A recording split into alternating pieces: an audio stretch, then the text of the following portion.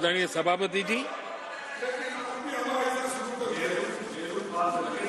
इन लोगों की मर्यादा इतनी है, अब इन्होंने अपने युवराज को एक स्टार्टअप बना करके दिया है। अभी वो नॉन स्टार्टर है।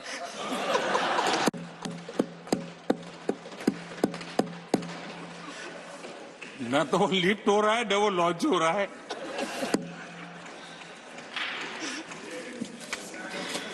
आदरणीय सभापति जी,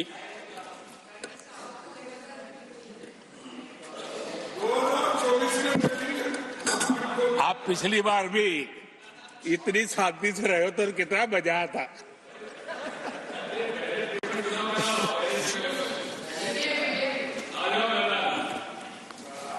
आदरणीय राष्ट्रपति जी, आदरणीय सभापति जी,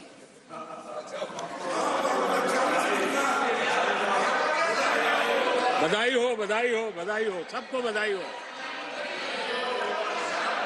आदरणीय सभापति जी,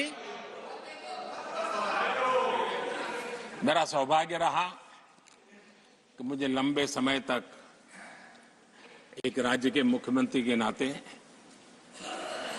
देश की और जनता की सेवा करने का अवसर मिला,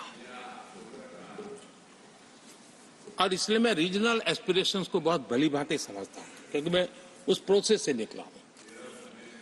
जैसे हमारे यहाँ दिग्विजय जी, उनको भली भांति सहज समझ आता है भी एक राज्य के लिए क्या होता है। हम लोग उसी दुनिया से निकल करके आए हैं, तो हमें अनुभव है, पता है। शरद राव जी को है, तो ऐसे कुछ लोग हैं यहाँ जिनको ये सारी चीजों का पता है। देवगौड़ा साहब है, तो इन लोगों के इन सारी चीजों का पता है, तो हम इसका महात्मा समझते हैं। हमें कोई किताबों में नहीं पढ़ना पड़ता है, हम अनुभव कर करके आए हैं। और ये भी सच्चाई है साहब, 10 साल यूपीए की पूरी शक्ति गुजरात को क्या कुछ न करने में लगी हुई थी, आप कल्पना नहीं कर सकते।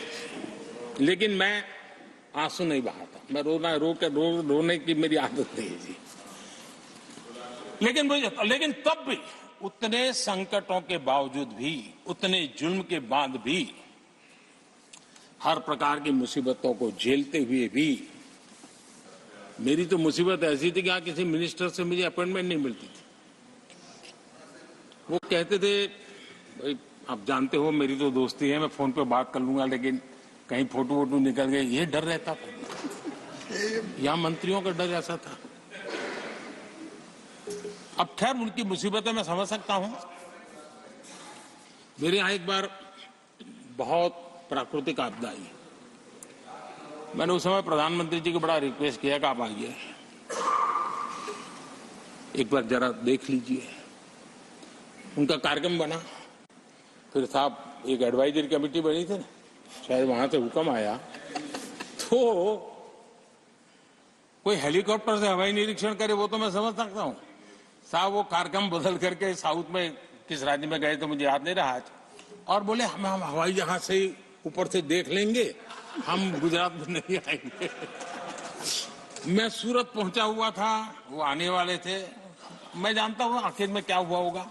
तो आप कल्पना कर सकते हैं साहब, प्राकृतिक आपदा में भी मैंने ऐसी मुसीबतों को झेला है, लेकिन उसके बावजूद भी उस समय भी मेरा मंत्र था, आज भी मेरा मंत्र है कि देश के विकास के लिए राज्य का विकास, भारत के विकास के लिए गुजरात का विकास, और हम सबको इसी रास्ते पर चलना चाहिए।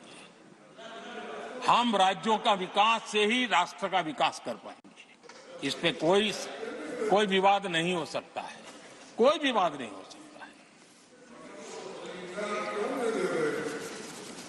और मैं आपको विश्वास देता हूं सभापति जी, राज्य अगर एक कदम चलता है तो 2 कदम चलने की ताकत देने के लिए बात है।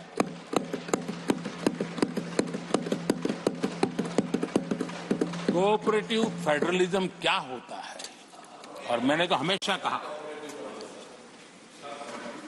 Competitive cooperative federalism. आज देश को जरूरत है कॉम्पिटिटिव कोऑपरेटिव फेडरलिज्म, हमारे राज्यों के बीच में तंदुरुस्त स्पर्धा हो ताकि हम तेजी से देश में आगे बढ़े। एक सकारात्मक सोच के साथ हमको चलने की जरूरत है।